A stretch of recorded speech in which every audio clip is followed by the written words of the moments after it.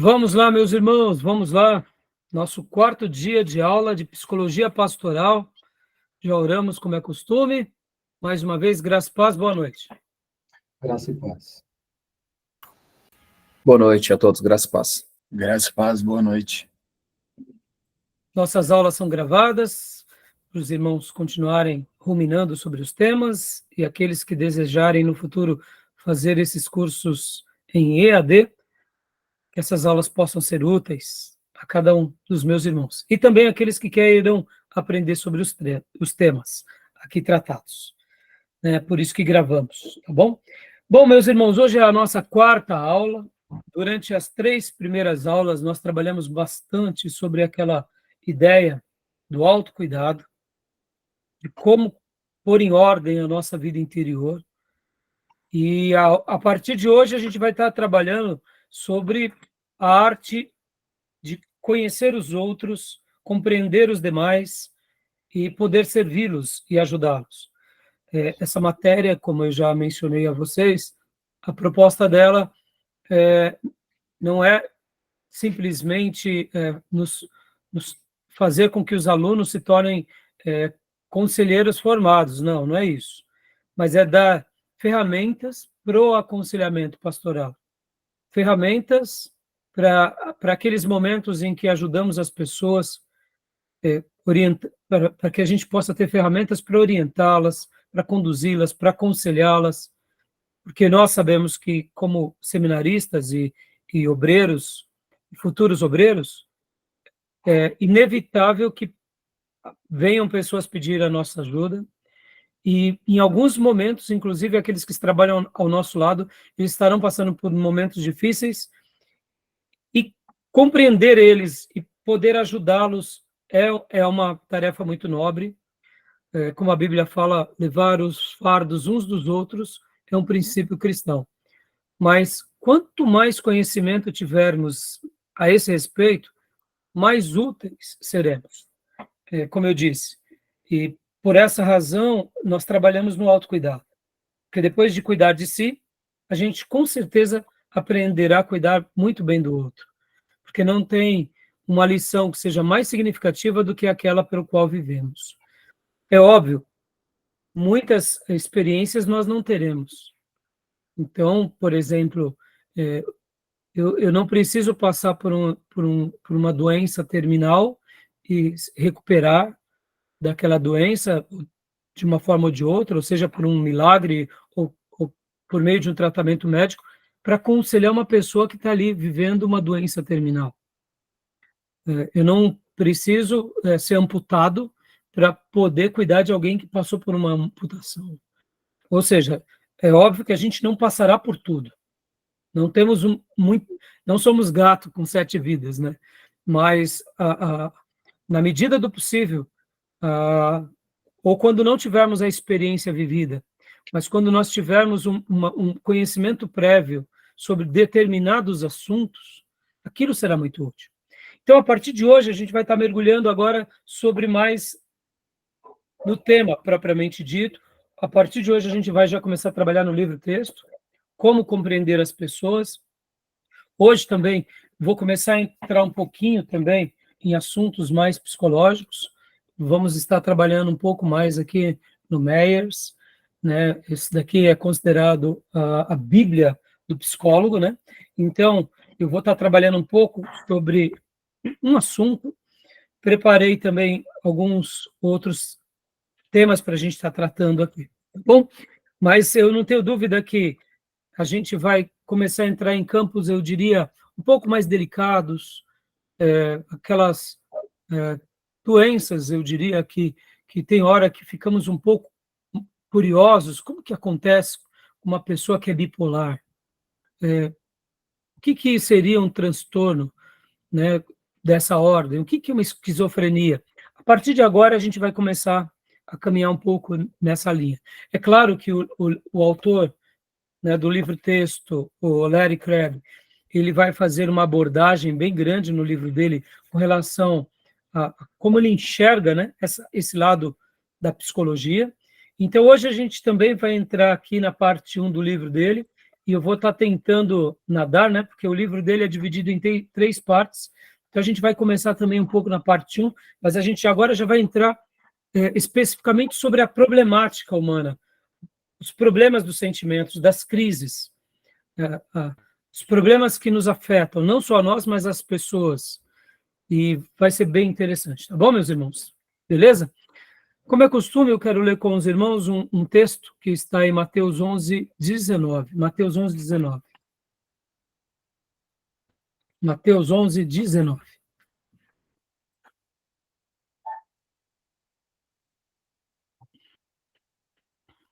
Quero ler esse versículo, mas eu gostaria de destacar principalmente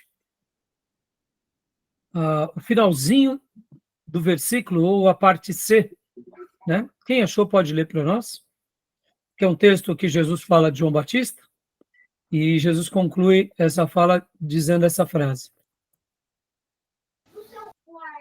Posso ler, pastor? Por favor. Mateus 11, 19.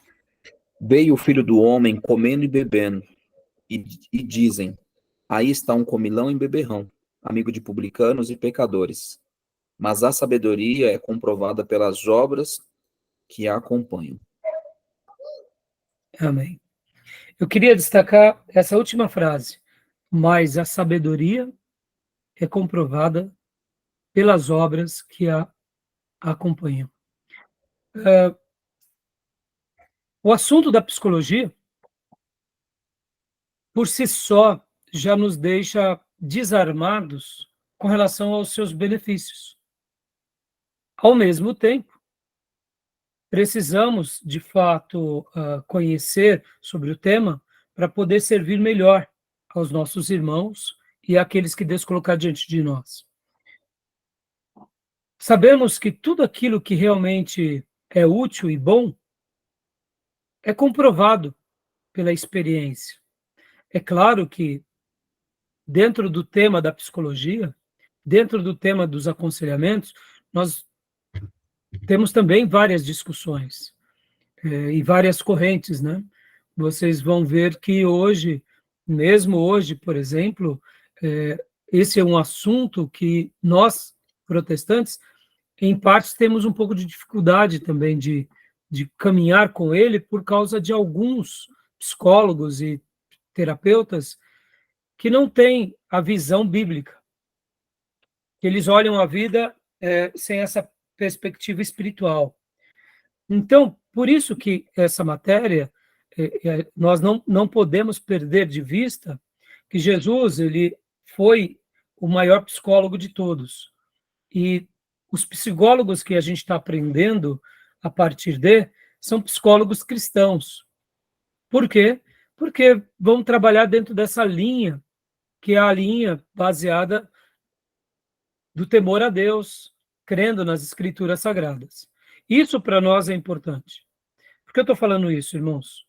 Mesmo sabendo que esse ensino ele é muito relevante, minha esposa, quando ela foi, por exemplo, fazer a sua faculdade de psicologia, ela teve muita dificuldade lá como cristã, porque há uma negação muito grande de tudo aquilo que o pastorado faz e a igreja realiza.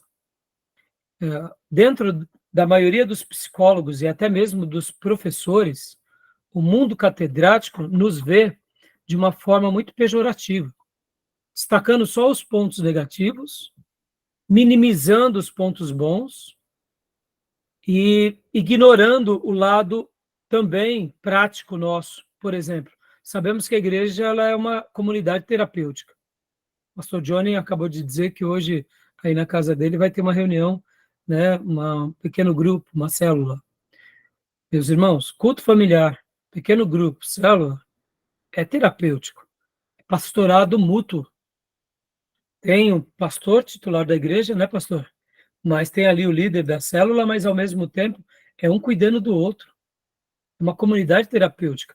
Nós sabemos hoje que muitos grupos de ajuda, alcoólicos anônimos e etc. e tal, eles se basearam no princípio das igrejas e do que acontece numa igreja para praticar suas libertações químicas. E olha o que hoje eles são. são reconhecidos e validados, porque são grupos que têm mutualidade. Então, percebam que hoje, mesmo dentro do horizonte catedrático e universitário, as linhas, elas são divergentes também. Há aqueles que vão valorizar a igreja, há aqueles que vão valorizar o trabalho pastoral, há aqueles que vão condenar e há aqueles que vão até hostilizar. Até porque os nossos valores, como família, como patriarcado, como igreja, no sentido, quando eu falo patriarcado e matriarcado, nos moldes mais tradicionais, por essa turma, a gente é retrógrado, né? Então, assim, vão ter várias linhas. Estou fazendo essa fala aqui porque a minha esposa, ela passou poucas e boas, ela era muito hostilizada como uma esposa de pastor, ela sabia se comportar, então ela não tinha muitos embates, né? Porque muitas vezes até o aluno tem que ter sabedoria nessa hora, de não ficar se desgastando ali com o professor, né? A maioria dos professores eram ateus, a defesa da questão homoafetiva era imensa, e isso porque ela se formou, se não me falha a memória, em 2005. Então, imaginem quanto já não mudou as coisas, né? Então, assim, estou falando isso para os irmãos, para vocês não acharem que, porque é uma ciência, essa ciência ela vai nos ver de uma forma benéfica. Não, vai nos ver, sim, dependendo da linha. Por isso que até mesmo os psicólogos cristãos têm uma associação informal. Tem os psicólogos cristãos, tem os psicanalistas cristãos, e eles conversam entre eles. E aqui fica uma recomendação minha, viu, irmãos? Sempre que vocês puderem recomendar, recomendam alguém que seja um cristão. Porque, irmãos, os nossos dilemas da vida têm a ver com a Bíblia, têm a ver com as Escrituras. Se você vai num terapeuta, num psicanalista, num psicólogo que não seja cristão, e você está passando ali, de repente, por uma luta pessoal que inclusive, tem a ver com as Escrituras, e ele não é cristão, ele vai olhar de outra forma. Ele não vai ter os olhos e o filtro da palavra. Então, é muito interessante vocês observarem isso. Agora, pastor, e aí? Eu conheço um profissional que não é cristão, gostaria de passar com ele, vá também, não tem problema. Mas você tem que saber que muitas vezes, dependendo do que for, o que ele vai te fazer é te afirmar naquilo que a Bíblia chama de pecado. Esse é o problema. Já um psicólogo cristão, ele vai trabalhar mais dentro dessa premissa. Ele vai tentar, não é que ele vai tentar colocar a religião como a principal coisa dele ali no momento da terapia. Não, até porque ele está fazendo um atendimento clínico. Ele será um profissional. Mas como ele é um profissional que tem aqueles valores, ele não vai negar aqueles valores. Entendam? Vou explicar um pouco melhor, porque parece que o psicólogo cristão, ele tem que, na hora de uma terapia, ele tem que pregar o evangelho. Eu quero que você entenda da seguinte forma: quando a gente vai num médico, e o médico ele é um cristão, e o médico ele não é um cristão, os valores de Cristo estão sobre aquele que é cristão. A ética cristã o acompanha. O médico está te atendendo no gabinete, no consultório. Não necessariamente ele vai pregar a Cristo, mas os valores de Cristo estarão na pauta dele, da maneira em que ele faz medicina. Estão entendendo? Isso vale para qualquer profissão, né? O Júnior, por exemplo, é um advogado. E não é porque ele é um advogado cristão que chega lá uma pessoa de uma outra religião que ele vai entrar no assunto da religião da outra pessoa. Ele vai atender a pessoa de acordo com o problema dela, e se tiver uma oportunidade fora daquele momento profissional, ele vai e prega o evangelho, fala do amor de Deus, não é assim? Então é importante a gente ter essa clareza, e por isso que eu deixo aqui essa recomendação. Tá bom? Beleza, meus irmãos? Ok. Né? Então, mas a sabedoria ela é sempre comprovada pelas obras que a acompanham, tá bom? Então vamos mergulhar um pouco hoje aqui dentro do livro-texto. Eu vou compartilhar aqui com vocês. Nosso irmão Tomé, em virtude desse momento em que infelizmente, nós não achamos, né, o livro para ser comprado, então nós tivemos que escanear algumas páginas para poder passar aqui para vocês. Inclusive, nesse domingo, nesse sábado, recebemos muitas doações de livros de uma ex-aluna seminarista, e ela, inclusive, doou mais um exemplar desse. Fiquei feliz. Então, eu vou deixar lá na biblioteca, tá bom? Aliás, é esse, porque o meu está com o Tomé. Então, olha só. Então, a gente vai ter que utilizar aqui. Tá bom, meus irmãos? Bom, antes de entrarmos aqui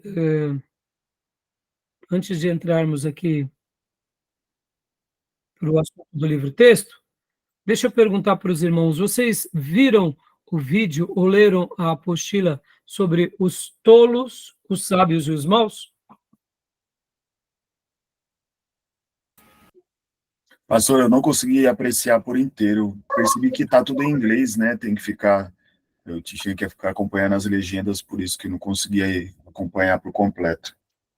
Tá, o do R. Claude, né? Isso. Tá. Graças a Deus, Tomé. Tudo bem, filhote? Paz, pastor. Paz, irmãos. Tudo bem, graças a Deus. Então, mais alguém conseguiu ler ou o PDF dos sábios, tolos, os maus, ou assistir o vídeo do Henry Claude? Tem livro também, não tem? Então, na realidade, eu passei para vocês um PDF, né? Que foi da palestra que ele deu, naquela palestra do Summit. Bom, eu preguei, e até encaminhei para vocês, irmãos, para vocês verem, também como uma alternativa, eu fiz uma mensagem baseada naquele material, que traz o suprassumo desse tema, tá bom? Tá em português, tá, Gil? Então, né? É uma mensagem que eu me baseio no tema, inclusive eu dou a referência, tá bom? Deixa eu só fazer uma breve citação aqui. Isso daí faz parte do material que eu pedi para vocês avaliarem, tá? E da palestra do Cordeiro, líderes correndo, porém morto. Conseguiram, não? Eu ainda não, pastor. Tá. Então, né? Não deixem de ver esse material até o final do módulo, tá bom? Bom, Pastor, mas é isso mesmo que tá a legenda em inglês, né? Aquele que o Tomé postou no Telegram. então esse daí é outro. Eu tinha sim. postado na semana, Gil, e dei lá os links para vocês. Tá, vou dar uma olhada. Dá uma olhada. Inclusive, meus irmãos, eu troquei de celular e aí ele apagou todos os meus dados. Então, vou tentar. Eu faço backup sempre, mas não sei o que aconteceu. Devo ter feito alguma coisa de errado. Então, eu acabei apagando o meu histórico, tá? Mas deixa eu só fazer um comentário rápido aqui para vocês. Irmãos, Pastor Cordeiro, N. Cordeiro, aquela palestra Líderes Correndo, porém Morto, ele vai falar muito sobre guardar o dia de descanso. Guardar o dia de descanso. O Sabat, né, o Shabat. E aí ele vai trabalhar em cima disso e vai ser muito interessante. Então, vocês não podem deixar de ouvir essa palestra. Ela é para líderes, ela é para pastores, mas ela serve para seminaristas, ela serve para obreiros, para cristãos, ela serve para qualquer pessoa, porque muitas vezes nós estamos no frenesi da vida. E por que eu estou falando um pouco sobre isso agora?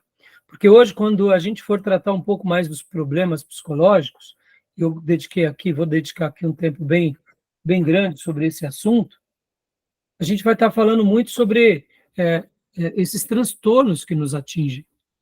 E hoje vocês talvez já estão vendo muitas pessoas com vários distúrbios psicológicos.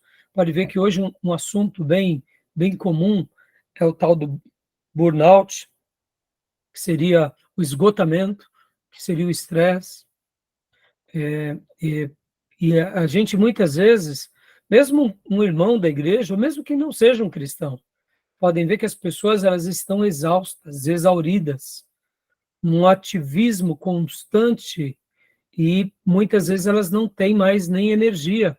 E as energias que elas têm, elas gastam em coisas triviais, e vão se retroalimentando de uma forma, eu diria, negativa, e isso gera uma exaustão, que naturalmente vai gerar doenças ou psicológicas ou até físicas mesmo, né? Então, assim, não deixem de ver, tá? E fiz a pergunta também da palestra do sábio, dos tolos e dos maus, porque... Pastor, Pois não. só um minuto, é que eu me confundi. O Gil perguntou do vídeo, o senhor falou que era outro. Tem outro além desse do líder correndo e porém morto? Não, eu tinha mandado no grupo. Eu tinha mandado no grupo. Os Então, mas é links. esse ou tem outro além desse?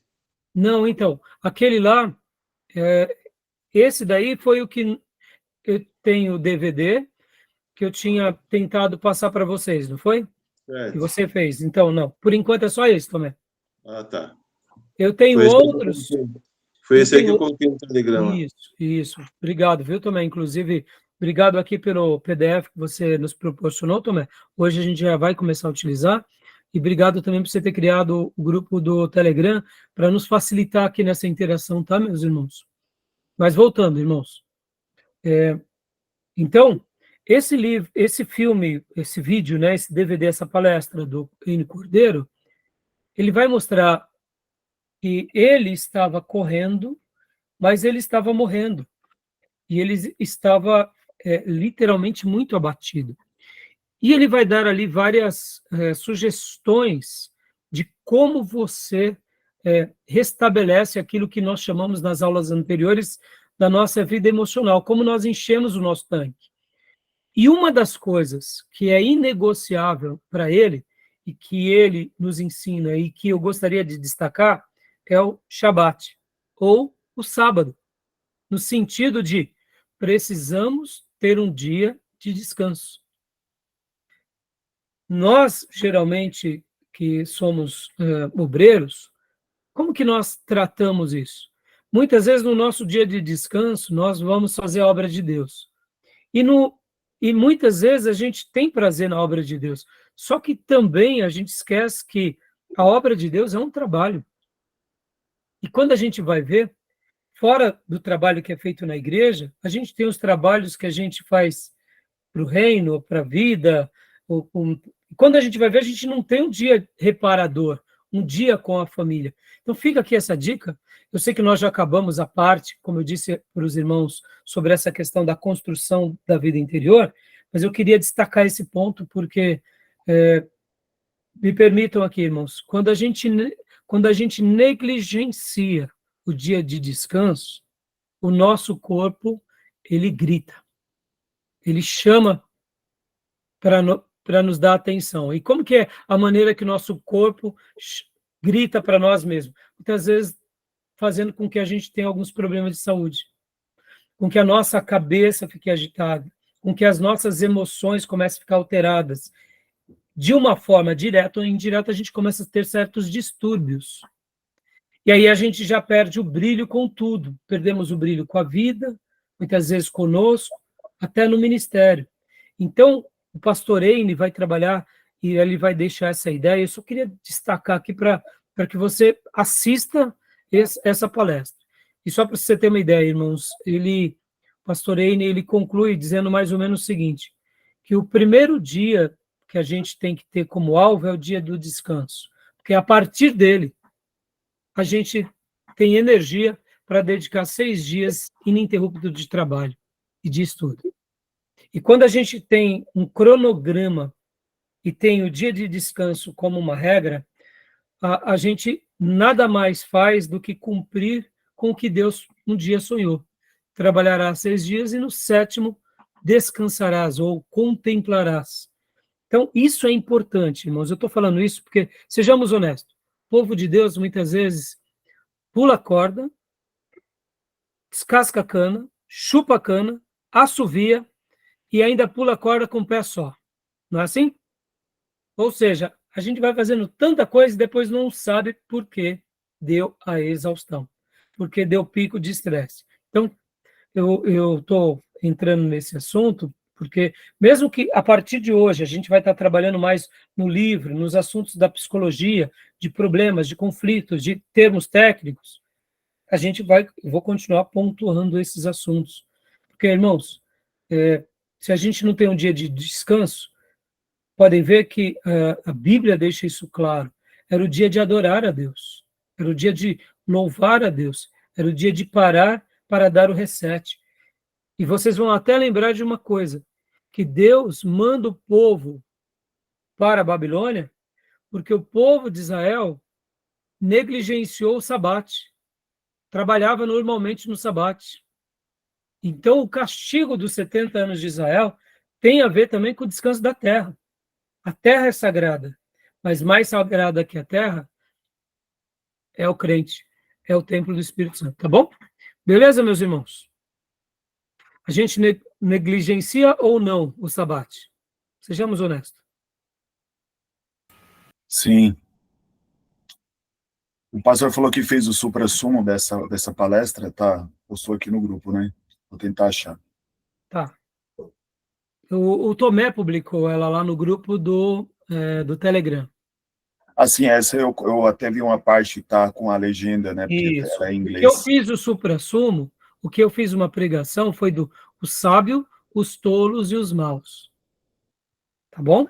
Entendi. Deixa eu dar uma breve síntese também dessa outra palestra, do Henry Cloud. Nós precisamos saber distinguir esses 3 tipos de pessoas. Quem é realmente sábio, quem é realmente tolo, porque nós achamos que o tolo ele é um lesado, e o tolo não é um lesado, e, de fato, quem é mau. Na minha palestra eu explico bem, assistam lá, se for o caso a gente volta a debater aqui, porque a gente tem bastante coisa para trabalhar hoje, senão eu vou perder muito tempo aqui com vocês, tá bom? Beleza, meus irmãos? Então vamos aqui para o compartilhamento do nosso livro-texto, que o Tomé, inclusive, escaneou para nós. Ó, vamos lá, meus irmãos, vamos começar a trabalhar a partir de hoje aqui, nesse material, no livro, né? Como compreender as pessoas. Como eu falei para vocês, Larry Crabb,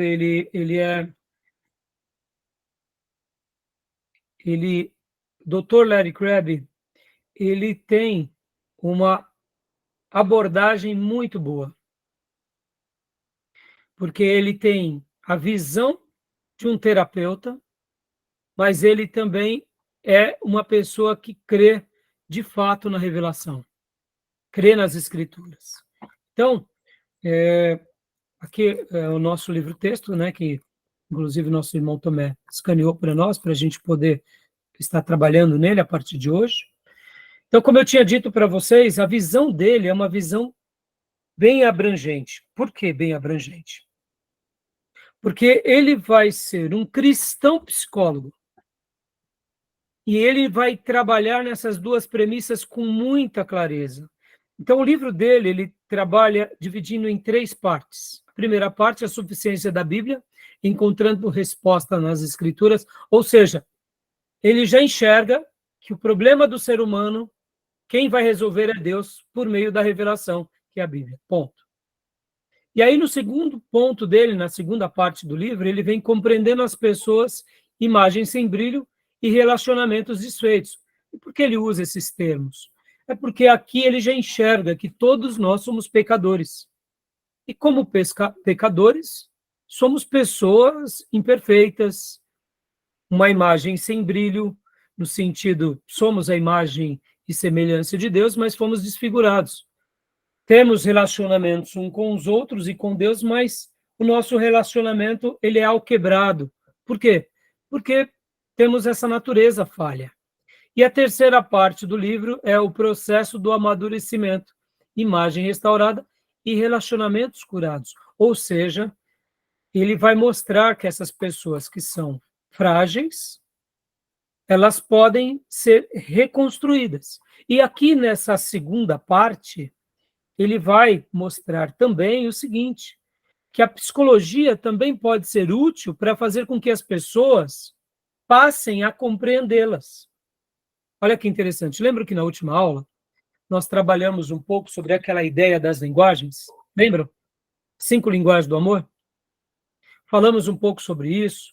Até mesmo no início da aula, o Gil também citou sobre a questão dos temperamentos. A psicologia ela vai fazer um apanhado muito maior sobre o que é o ser humano, como ele funciona, como ele cria a sua identidade, como gera a sua personalidade, quais são os seus limites morais, quais são as né, sua composição fisiológica, etc. e tal, emocional. E é claro que dentro da psicologia teremos várias cadeiras, várias linhas. Então, a abordagem da psicologia é muito grande. Teremos uma abordagem da psicologia que olha mais para o passado das pessoas, ou outras que olham mais para o comportamento das pessoas, outras... Então, que são uma infinidade de abordagens. E dentro das abordagens, todas elas servem como ferramentas para ajudar o ser humano no quê? A se identificar, a se reconhecer, a se avaliar. Então, na segunda parte do livro do Larry Crabb, ele vai falar o seguinte, olha, Deus é a resposta. Em Deus temos a resposta. Mas no mundo de Deus, ou seja, nesse mundo que Deus criou, que também ele deixou para todas as pessoas, nós temos a ciência como uma ferramenta muito bom. E dentro dessas ferramentas boas, temos a psicologia, temos as terapias. Por que eu gosto da leitura do Larry Crabb? Porque a leitura dele é uma leitura ortodoxa, irmãos. Ou seja, ele não é um teólogo liberal. Quer ver um exemplo aqui, bem prático aqui para vocês? Se Larry Crabb fosse um teólogo, psicólogo liberal, ele falaria assim, Deus existe. Deus existe. A Bíblia contém a palavra de Deus. Mas não é só a Bíblia que contém. E, então, eu quero abordar sobre a psicologia como vocês vão estar se compreendendo melhor. E a psicologia é a grande vedete da vida para você se encontrar. Ou seja, talvez colocaria até a psicologia acima da palavra de Deus. Estão entendendo? Ou talvez negariam as escrituras, como os teólogos liberais, na sua grande maioria, fazem. Pegam aqueles pontos que é conveniente e ignoram os outros pontos e vão mais para o lado humano, científico, puro e simples. Estão entendendo? Larry Crabb não é esse. Ele tem essa visão mais ortodoxa. Ele olha assim e diz, não, Deus é a resposta. E a resposta de Deus chama-se Bíblia, chama-se revelação. Mas esse Deus que também deixou uma revelação especial, deixou uma revelação natural também. E nessa revelação natural a gente tem a ciência, temos as universidades, temos o conhecimento. E eu quero unir essas duas coisas e dar uma resposta. É isso que ele faz nesse livro. Estão compreendendo? Essa é a tese dele. Por isso que eu gosto dessa abordagem, tá bom? Tudo bem até aí? Tranquilo? Então, vamos lá. Pode parecer simples, irmãos, e chover no molhado, mas aqui vocês vão ver, e pasmem vocês, eu já ouvi pastores psicólogos, por exemplo, tendo abordagens mais humanistas. Como assim, pastor Rai? Vou explicar. Pastores que muitas vezes, para eles justificarem o lado humano, eles acabam destacando que o ser humano ele é praticamente incontrolável nas suas paixões. Deixa eu contar uma história aqui para vocês. Certa ocasião eu ouvi de um pastor que é psicólogo contando uma história. E ele dizia assim, que o fulano de tal, que era um crente piedoso, casado, estava numa vigília.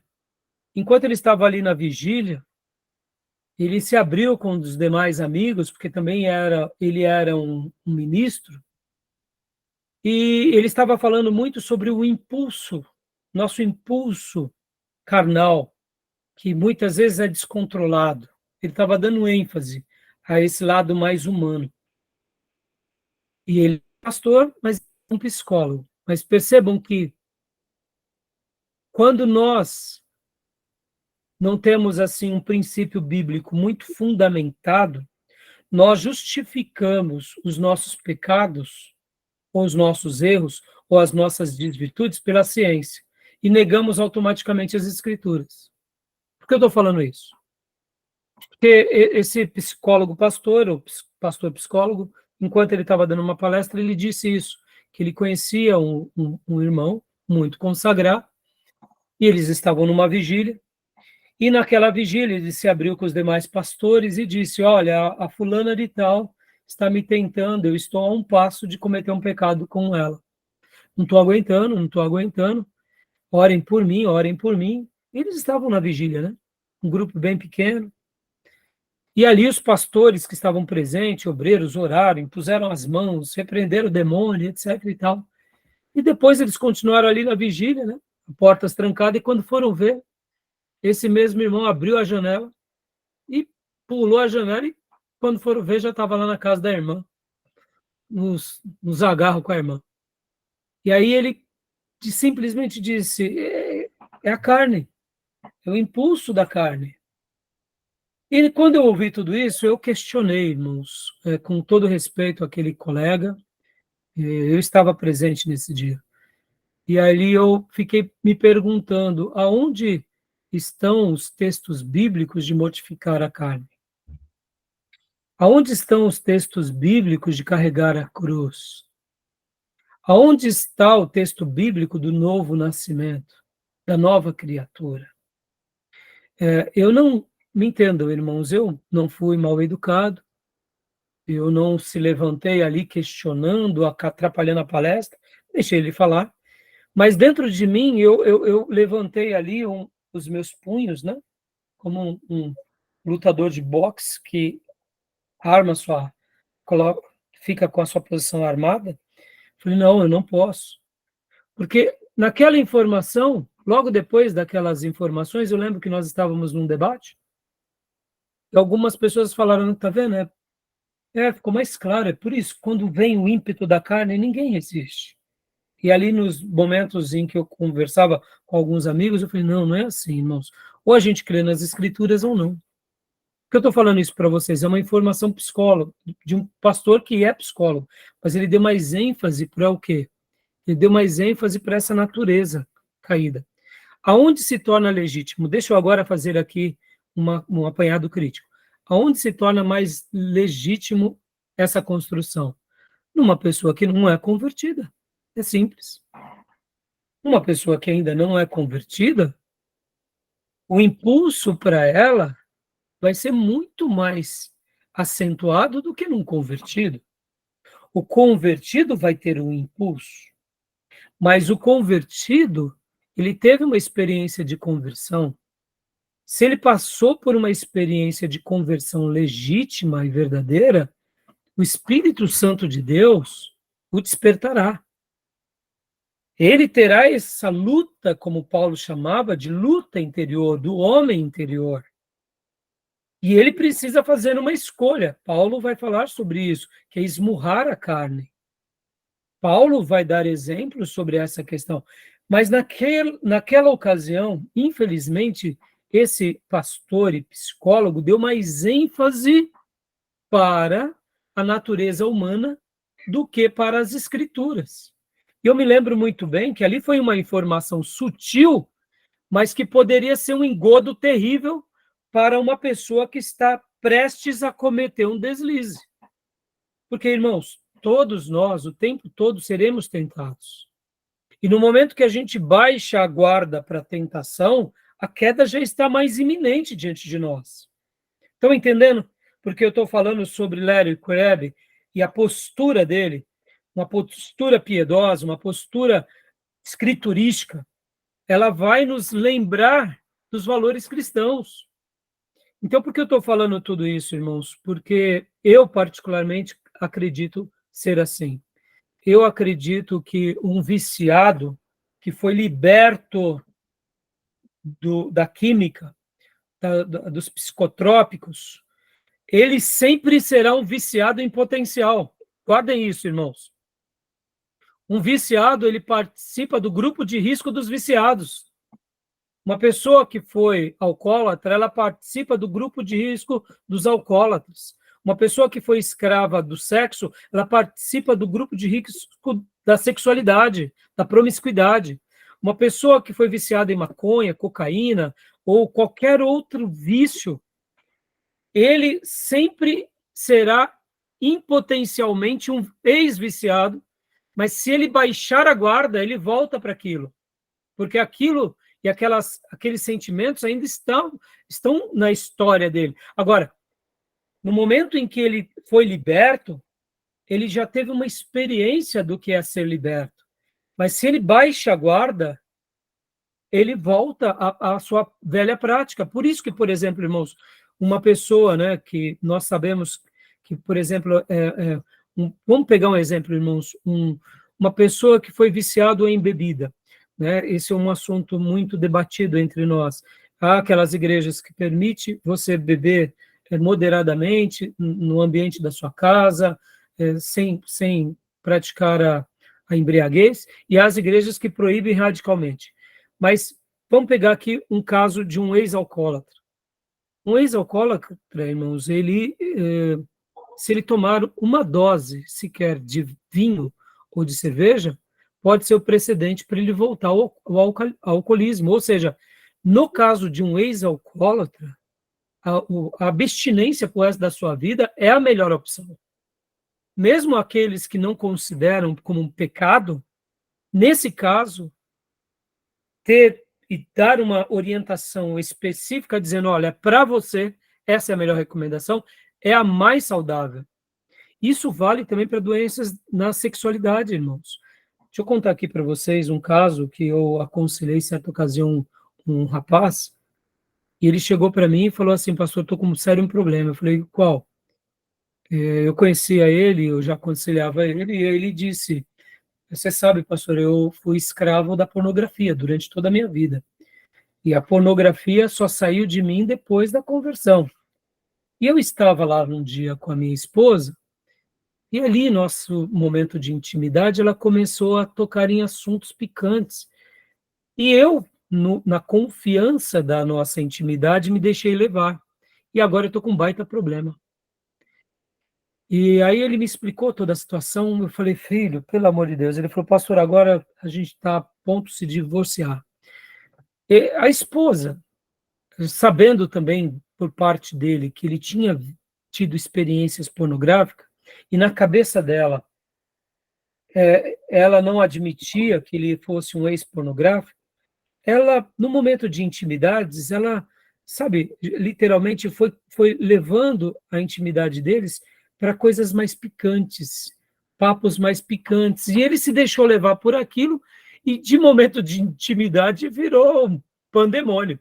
E ali foi briga para tudo que é lado, e não teve mais amor, só teve brigas, né? Não teve agressão, mas, resumindo, acabou em divórcio o casamento dele. E aquilo foi muito traumático para ele, porque ele já era de uma natureza onde a promiscuidade era uma prisão, e ele caiu ali numa coisa mais básica, que foi o momento entre ele e a esposa. Por que eu estou falando isso, irmãos? Quem foi escravo da promiscuidade, da sexualidade, nos seus pecados mais devassos, ele tem que saber que ele participa do grupo de risco também da sexualidade. Ou seja, esse é um tema que ele não pode brincar nem de longe. Por quê? Porque está dentro da fisiologia dele. Aquilo era uma prisão. E a psicologia, nesse sentido, ela vai criar, ela vai nos dar ferramentas também para que a gente possa criar mais recursos para combater tudo isso. Tá bom, meus irmãos? Tudo bem? Ficou claro esses pontos? Ok. Né? Pode parecer bobeira, irmãos, mas não é bobeira quando você tem uma área de risco, quando você pertence a um grupo de risco. Por exemplo, que nem eu falei da sexualidade. Quem nunca foi escravo da pornografia, quando vê uma pessoa que foi escravo da pornografia, acha que isso daí é uma coisa que o irmão precisa apenas de orar e se consagrar. A oração e a consagração serão determinantes, mas um comportamento adequado será muito mais determinante. Eu vou passar para vocês também um outro vídeo do pastor Silas Moloshenko, que ele deu lá no STBnet. E ele é psicólogo e ele é pastor. Inclusive, ele foi psicólogo e pastor da igreja de Perdizes.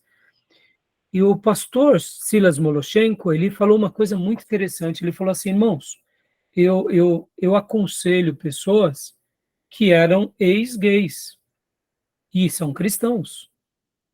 E talvez você me pergunte, por exemplo, se eles não têm mais lutas interiores sobre essa questão. Eu quero dizer para vocês que eles têm. Ou seja, eles foram libertos da vida da homossexualidade, hoje são casados, vivem uma vida fiel com as suas esposas, mas essa é uma área de tentação que eles convivem a vida toda e possivelmente eles vão conviver o resto da sua vida. Por quê? Porque eles fazem parte do grupo de risco da homossexualidade. Aquilo para eles era uma área de prazer. E percebam, irmãos, tudo isso que eu falei para vocês, sejam drogas, psicotrópicos, seja promiscuidade, seja vida afetiva, seja bebida, seja qualquer tipo de vício, todos eles têm um fator em comum que são o quê? Os prazeres. Ou nos levam a um pseudo-prazer. A gente sabe que é uma alegria passageira, mas não deixa de ser um prazer ou uma alegria. Então, é muito interessante quando a gente sabe disso e, ao mesmo tempo, perceba, a gente orienta uma pessoa que veio de um desses grupos de risco e a gente ensina que ele participa desse tipo de grupo de risco, nós mostramos para ele que esse conflito que ele vive dentro dele é algo normal. Que ele lutar com esse dilema, com essa tentação, não é nada fora do comum. Porque se eu vim de uma vida onde eu nunca fui um viciado, eu não sei quais são os dilemas de um viciado. Eu julgar o viciado, eu julgar a pessoa que é homoafetiva, é muito fácil. Falar para ele, vai orar, irmão, que Deus limpa o seu sentimento, é muito fácil, porque eu não fui desse grupo de risco. Agora, no momento em que eu saio desse grupo de risco, vivo essa experiência e entendo que dentro daqueles que fazem parte desse grupo de risco, eles estão ali. E essa luta faz parte da sua natureza caída. E que no momento em que eu tenho consciência de que possivelmente eu vou lutar pro resto da minha vida, mas eu vou vencer dia a dia, irmãos, a gente cria dentro de nós mais resistência. Estão entendendo? Tá bom, meus irmãos? Perceba, a gente sai do espiritualismo místico, até infantil, e a gente vai para uma espiritualidade mais prática, aonde a gente vence a batalha, mas a gente sabe que, de fato, alguns irmãos, possivelmente, eles terão lutas por resto da sua vida, até mesmo depois da terceira idade. Só para vocês terem uma ideia, eu convivi durante algum tempo com um pastor que ele trabalhou muito em casa de recuperação. E ele, além do crime, além de praticar atrocidades, ele também era usuário de drogas e principalmente de maconha. E muitas vezes, no final de um culto, ele chegava assim para as pessoas que eram viciados de droga e falava assim, você tá querendo ir lá para a biqueira, né, fulano? Você está com má vontade, né? Você está aí naquela sede, não está? Aí o pastor olhava assim, depois de ter acabado de pregar um sermão maravilhoso, falava assim, eu estou morrendo de vontade de dar um 2, de fumar um baseado agora. Mas sabe por que eu não vou fumar um baseado? Porque Jesus me libertou. E hoje aí ele dava o tanto de anos, já faz 25 anos que eu estou limpo. Mas agora eu estou com vontade. Só de lembrar como que é a sensação de pegar a seda, a maconha, cheirar e depois tragar. Ó, estou lembrando, ó, até saliva ele falava. Ou seja, ele fazia parte do grupo de risco. Ele sabia disso. E essa consciência era libertadora. Por quê? Irmão, no momento em que eu falo, eu estou vivendo com esse dilema, isso não sai da minha cabeça. E aí a gente vem, põe um peso no irmão, falando, irmão, você ainda não foi liberto? Não, ele já foi liberto. Ele está agora só no embate com o grupo de risco pelo qual ele foi. Nenhuma novidade. Pode falar, Júnior. Eu fico com o pé atrás aí. Eu acho que eu entendo aí, mas libertação é libertação. Libertação é libertação. Sim, Júnior, mas sabe o que acontece, Júnior? Assim, entenda agora, né, Júnior, como pastor que cuido de vários casos, dependentes químicos, escravos da sexualidade, escravos da agressividade, pessoas que são escravas da sua emotividade. Tem pessoas que têm uma virose pessoal muito grande. Então, a pessoa, muitas vezes, sem perceber, ela volta para aquilo, mas perceba, ela não volta para o pecado. Esse pastor, por exemplo, ele não voltava para o pecado. Ele já tinha 25 anos limpo. No entanto, ele sentia ainda a sua carne. Agora, isso, irmãos, é claro, né, irmãos? Não é que ele vai sentir todo dia, toda manhã. Agora ele tem uma nova vida, mas eu estou dizendo que a tentação virá sobre ele. A tentação virá sobre depende do momento. É a mesma coisa da pessoa que viveu uma vida debaixo de uma escravidão da sexualidade. Em algum momento, aquilo pode ser algo que acentue mais na sua vida. Entendeu? Não estou dizendo que a pessoa que ela vai voltar a praticar. Não, não é isso. Estou dizendo que saber lidar com essa natureza caída e vencê-la dia a dia e subjugá-la é uma coisa maravilhosa. Então, é isso que eu quis dizer, entendeu, Júnior? Sei, mas eu até entendo. Mas, assim, quando eu penso na libertação, a gente pode ter tentações. Tentações a gente pode ter, mas naquela área que a pessoa foi liberta, eu acredito que... Eu acredito, aí eu estou falando. Eu acredito que aquela pessoa não vai ter conflito. Uma vez que ela foi liberta. Então, Se ela foi liberta, ela não vai... O conflito que ela tem é perigoso. O conflito pode levar a qualquer deslize e ela voltar de novo. Então, aí eu entendo que será que liberta? Porque... Então, mas é nesse ponto que a gente está trabalhando, que a gente vai começar a trabalhar agora, Júnior. Por exemplo, Júnior, e aqui eu estou dizendo isso assim até por uma questão, eu diria, não só do que eu creio, o que eu acho. Eu, por exemplo, eu fui viciado de algumas coisas. Deus me libertou. O conflito, ele nasce. O conflito, ele vai nascer. No entanto, você vence esses conflitos. Mas você ter consciência de que eles podem surgir por um motivo ou outro, isso também é importante. Por que eu estou falando isso, Júnior e irmãos? Olha só, o pastor Ernesto Anini, em certa ocasião, isso eu me lembro ainda hoje, eu tive a honra de ter aula com ele, quando ele já tinha por volta de 76 anos de idade. Eu estava tendo aula com ele em grego, desculpa, em Novo Testamento. Fiz Novo Testamento 1 e 2 com o Ernesto Anini. Enquanto nós fazíamos as aulas, não sei por que razão, não era tema do pastor Ernesto Anini, mas ele comentou conosco na classe, dizendo, irmãos, eu passei uma fase na minha vida, depois de já ancião, ou seja, tinha alguns anos, e que eu comecei a me lembrar dos meus pecados de adolescente, porque ele se converteu aos 17 anos. E, de repente, eu comecei a ter ali lembranças boas daqueles pecados. Quando eu caí em si, o Espírito Santo estava me advertindo. Porque mesmo que eu não estivesse pecando, eu estava flertando com aquela vida de adolescente. E eu pedi perdão a Deus. Eu fui para o seminário, irmãos, eu tinha 19 anos de idade.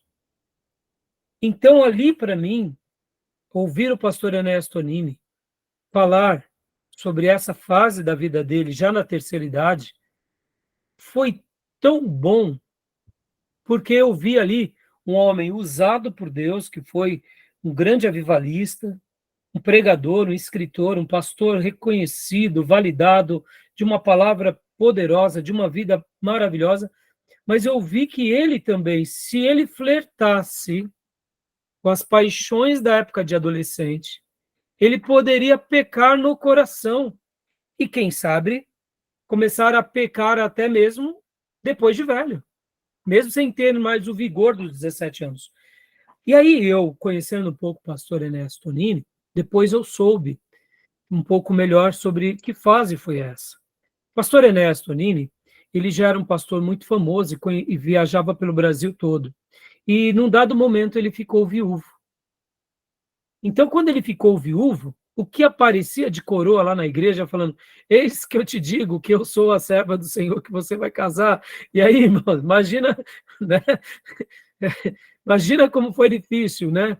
Vinha profetada de tudo que é lado, e ele mesmo, depois ele falou que foi uma das fases mais difíceis da vida dele. Por quê? Porque ele era um senhor saudável, mas ele não imaginava que ele estaria passando por esse momento de novo aos 70 e poucos anos. Ou seja, sendo alvo de cantadas e de paqueras e de um senhor de idade. Olha que interessante. E ele teve que se posicionar. E aí foi onde ele orou, pedindo uma nova esposa para o Senhor, e ali apareceu a Hélia, e ali ele casou-se com a Hélia Tonini, uma senhora já que nunca tinha casado, na época que ela casou com o pastor Ernesto Tonini, eu acho que ela devia estar com uns 45, 50 anos, mas uma senhora muito elegante, muito bonita, e ele casou e teve ali o seu segundo casamento, que ele conservou até a sua partida. Inclusive, a irmã Hélia Tonini faleceu antes do pastor Ernesto Tonini, para vocês terem uma ideia. Então, o que acontece, irmãos? O pastor Ernesto Tonini, quando ele falou isso, ali para mim, como um jovem, imagina, irmãos, eu tinha 19 anos no seminário, né? Plenas descobertas. Ao ouvir isso, eu falei, eu vou ter que tomar cuidado da minha emotividade até velhinho. E a gente que já caminhou um pouco mais sabe disso. A tentação nos acompanha. Se a gente abaixar a guarda, a gente vai voltar a pecar. Se a gente é de um certo grupo de risco, aquilo vai ser perigoso. Então, tá bom, meus irmãos? Eu quis entrar um pouco nesse assunto para poder mostrar como essa área, ela é uma área muito perigosa para nós, tá? Bom, meus irmãos, já deu horário aqui, vamos fechar o primeiro bloco, tá bom? Ok. Querem fazer alguma pergunta, alguma colocação? Alguma dúvida? Tranquilo. Tranquilo? Tranquilo. Tá bom, então? Vou parar aqui, tá bom? Vou parar aqui a nossa gravação e a gente retorna logo depois do intervalo. Beleza. Sono bravo.